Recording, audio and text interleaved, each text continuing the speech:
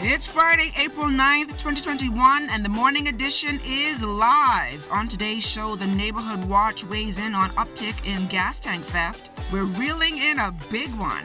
And Charles goes back to school for a history lesson. So let's start the morning off right.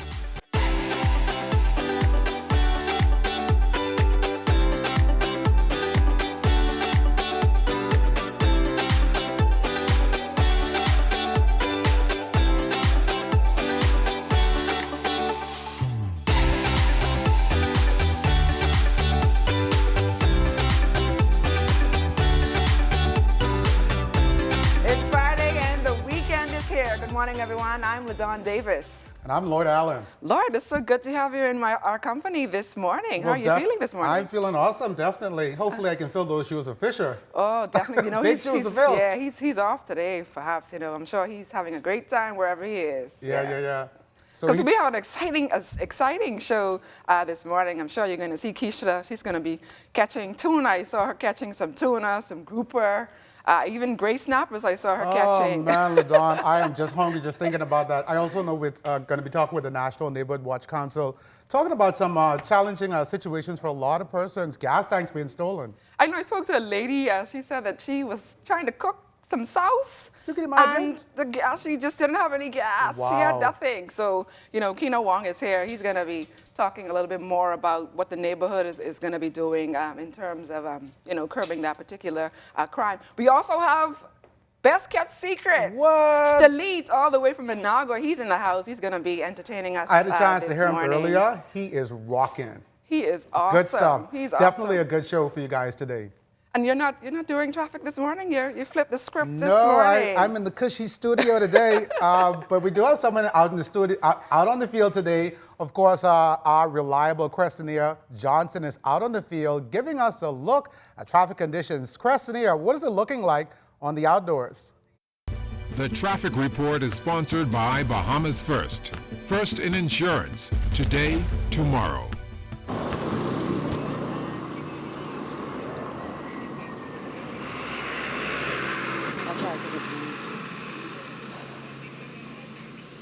A pleasant good morning to you and a pleasant good morning, Bahamas. Throughout the week, the Royal Bahamas Police Force Traffic Division has investigated a total of 40 accidents. 32 of those accidents involve damage and 8 of those accidents involve injury. At this time, there still remains 8 persons who are in hospital as a result of being involved in a traffic accident. Also at this time, we have traffic investigators in the area of Marathon Road where they are investigating a traffic accident involving injury. We advise the motoring public, if you have to traverse this area, please do so with added care and caution and be vigilant if those vehicles are still in the street.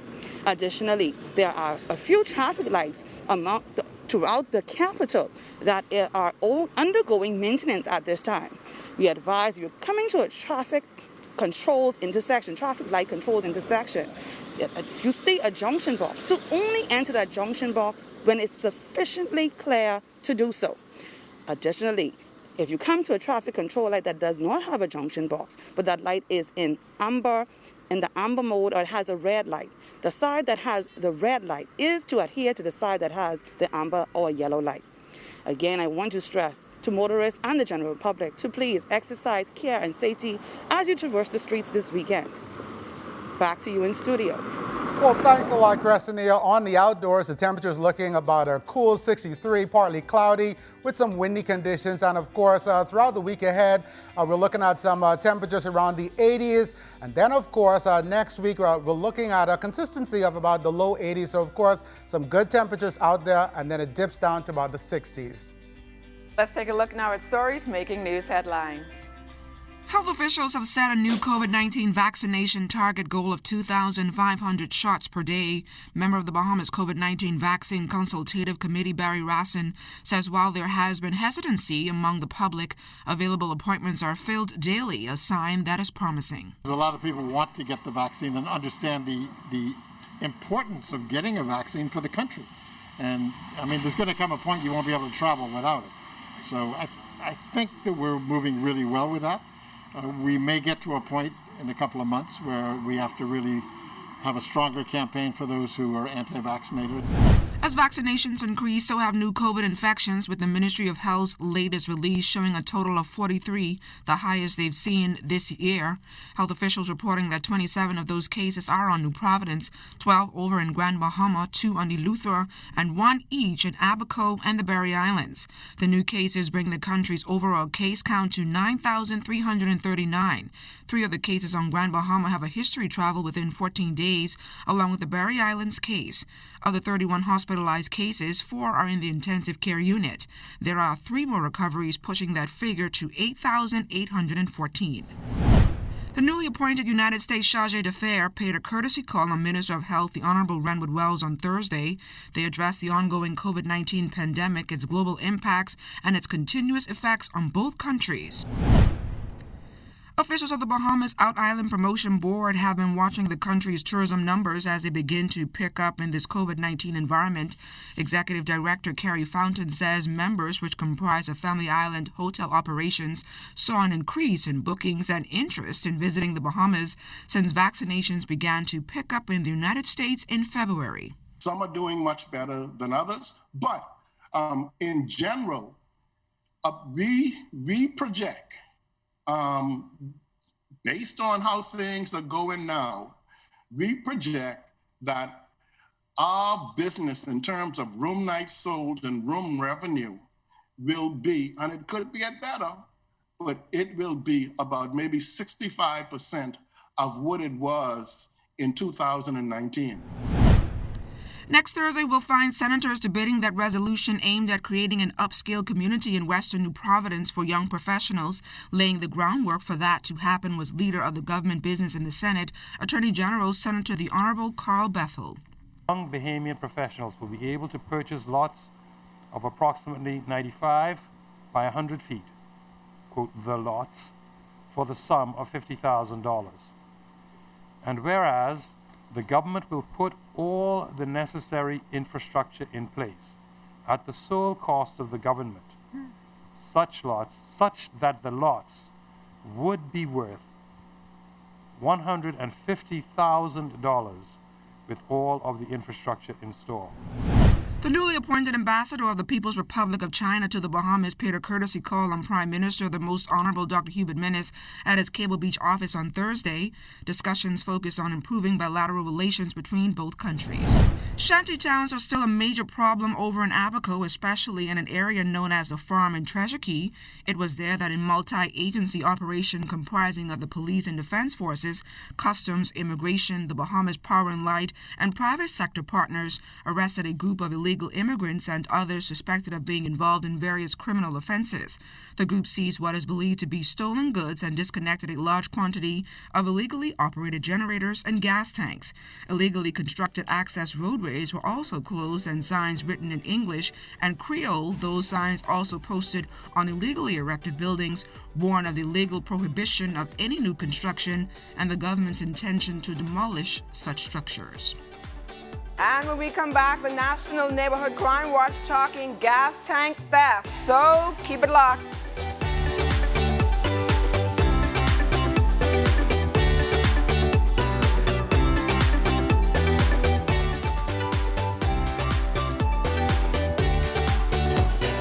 Residents across the capital are a bit frustrated over the recent spike in gas tank thefts over the past few weeks, putting them at an inconvenience, especially in these rough times. But members of the National Neighborhood Crime Watch say efforts are being beefed up to curb this ongoing trend.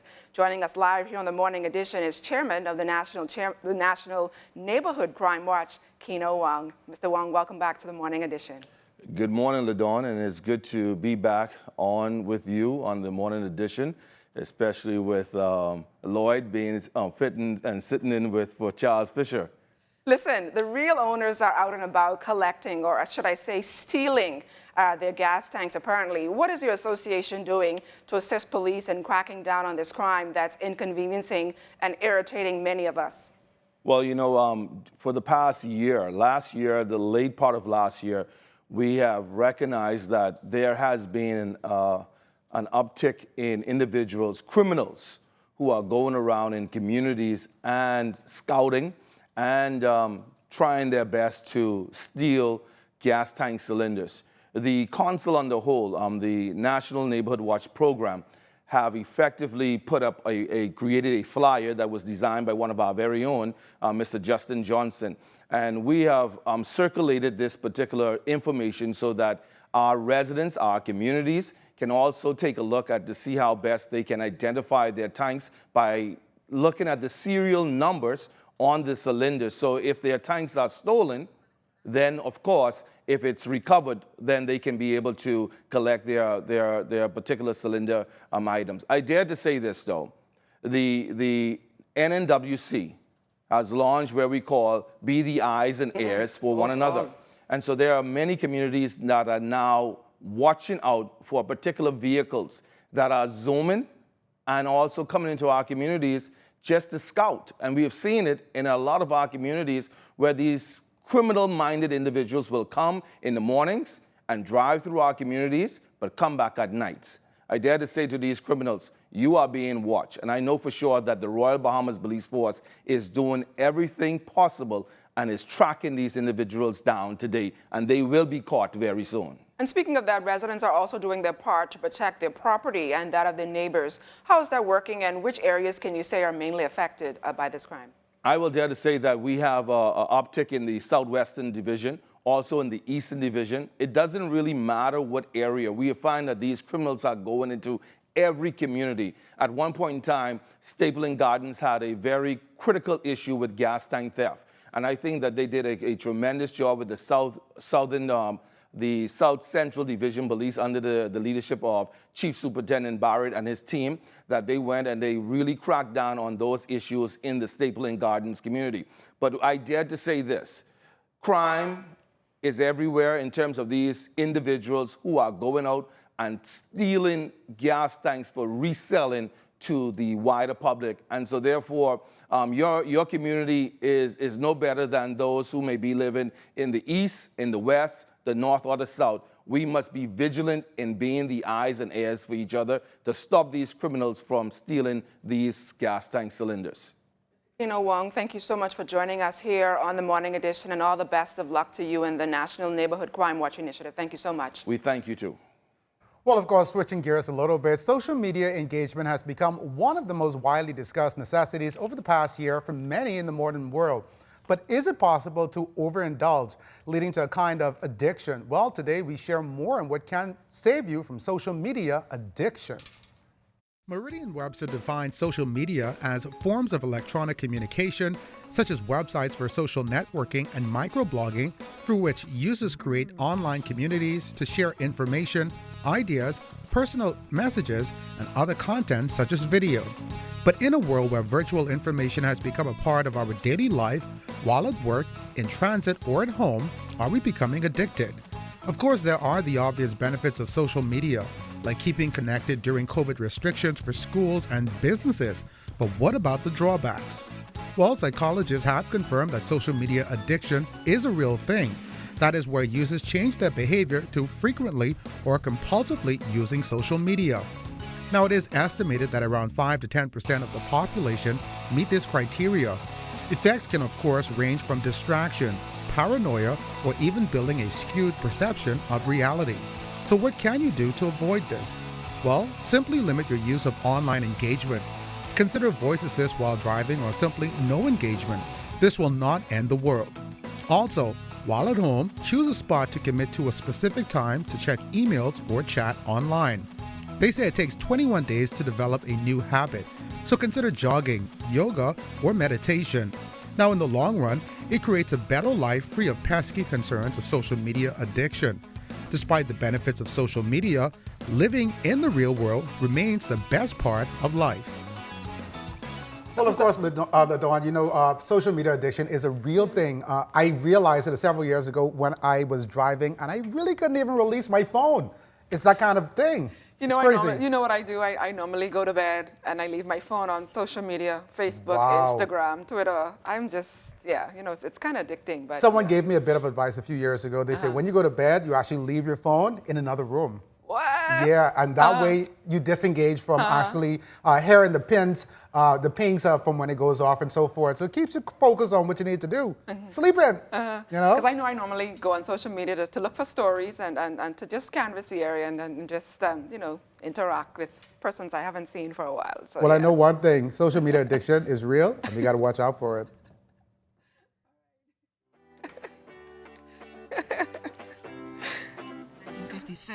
A select committee appointed by the House of Assembly to consider traffic congestion recommended the designation of additional streets as one-way thoroughfares and the establishment of pedestrian crossings on Bay Street. Also on April 9, 1997, Member of Parliament for Garden Hills, Italia Johnson, was unanimously elected the first female Speaker of Parliament. That same day, educator Geneva Rutherford was announced as the first female Vice President of the Senate.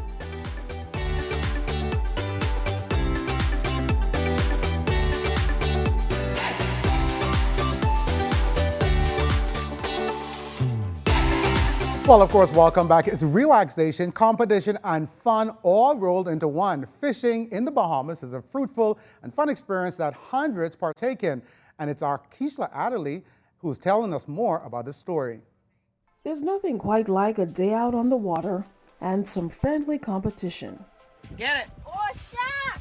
Shark! There's a black tip. You saw the shark? Yeah, black tip. Oh no, there's a tick on my line. Fishing provides them both. It's a thrill that seems to reel in the old and the young, even if they come up short. Old lady versus fish. The technique is good. My concern is that her biceps are starting to fatigue. That's where Poppy kicks in. Yeah, okay. But make no mistake, it's hard work.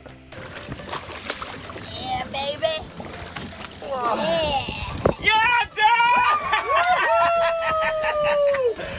All right, hold it up. You gotta hold it up. This is a fatty. Nice buns. She got cake. She's got back, huh? It's smaller than mine, though. Fat with a PH. Craig Cephas has made a living helping American visitors, for the most part, explore the waters of the Bahamas. And they come up with beauties of all shapes and sizes. He said even ain't get to eat. Woman said she got 3 on. Shit. Well, that's my one. By the time they leave, they have a pretty good taste of Bahamian seafood and bragging rights to boot. That's awesome. I got that on video. But even in the instance that they come up empty, it's a whale of a time. Are you in for a history lesson this morning? Well, Charles Fisher spoke with Nedika Simonet, who hails from Rock Sound, Eleuthera. She's been doing her part not to forget her roots. If you know where we came from, you know where we're going, okay? With that said, Nedika Simonet is doing her best to preserve Bahamian history, from outdoor ovens, fire pot, and tell me, when last have you seen tops and marbles? Everything we used in the olden days, everything. You see the wheelbarrow, the little bucket there? In the olden days, you brought your produce home on that. And then, like my mother, she loved to go to the farm, even though she's pregnant, of course. What they did was they would have like the wives, they would push the wives, if she's pregnant, they'd push the wives on there. For all the supplies, they would have like the pumpkin and the melons, all that, they would put that on there. Before we went to school and on the mill, we had to grind the corn. We had to get the firewood. We had to beat the peat. We did chores. All the children, they did chores before they went to school. And after we came from school, we also did chores. We had time to play.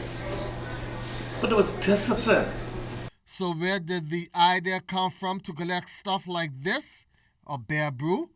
And old pop soda bottles? I've traveled the world. I've seen, like in Williamsburg, West Virginia, the whole ground is like a museum. All the culture, all the history, everything that those southern people did in those days. And I said, so I came back to the Bahamas. We have a lot. We have all this stuff, but then you know what? We're ashamed of it. Tourists are flocking there by the millions just to appreciate what they have, okay? When I saw the appreciation that the visitors, and I know me, and I flocked to see, I said, you know something? we have something in the Bahamas. So if she could put a dollar value on her collection, what would it be? This place is artistic and it's cultural. You can't go any place anywhere in the Bahamas and find anything like this. I could be making millions, but you know what? That's not important to me. I feel it's important for us to maintain our culture, our history, and our belonging. It's good to get the money, the computer, and all the rest of it, but it's more to life than that. Because they have to be able to teach their children something. They have to leave some sort of legacy behind. One thing she would love to leave with Bahamian parents? They're ashamed to let their children know who they are. And they have to know who they are. Unfortunately, we haven't taught our children. We don't want them to know. If you like the gift of giving, then you may want to check out this small Grand Bahama-based business. As our Jamila Mizik tells us, this mother-daughter duo can create greeting cards and invitations for any special occasion that will be sure to leave a lasting impression. They may look like ordinary gift boxes, but they are actually personalized greeting cards. These handmade creations are the brainchild of Create by Sharmark, a mother-daughter duo.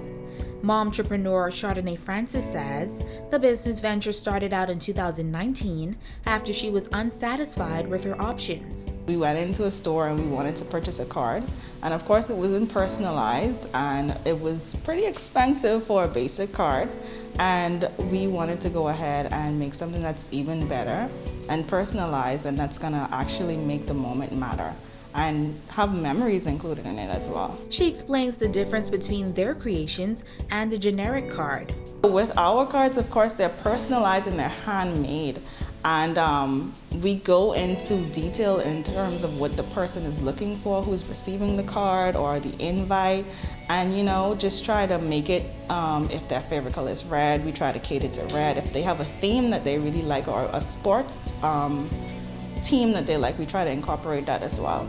Now Chardonnay's 2-year-old daughter Charlie is also a part of the business. She shares the importance of supporting small businesses and shopping locally. So of course, supporting me supports the economy, because I shop here when I purchase my items from my boxes. And of course, like I said, this is my sole provision for my family. So you're not only supporting me, you're supporting my dream and you're supporting my family. She's encouraging anyone with an idea to take a leap of faith and step outside the box. I was a trainer before I actually left my job, and I went and pursued something that I really love to do. I've been a crafter for Charlie's age, and so I love doing crafted items. Of course, Corona came last year and it was difficult, but I pushed, and it brings you joy to wake up every morning and do something that you actually love. And I don't think I was able to say, but we give the gift of joy, and that makes me happy to, I think joy is reciprocated. So it's really the transfer of energy. So that's something that I would say, go for it.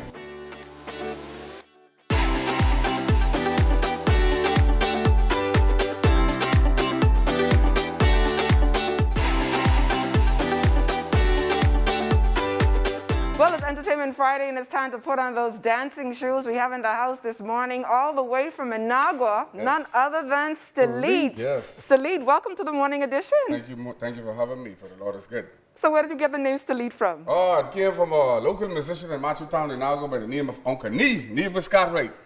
Very inspirational to me and the younger folks in Managua. So tell us a little bit about your music. Well, Reggae Scrape is our culture. It's the raw elements of Bahamian music. It's our indigenous product.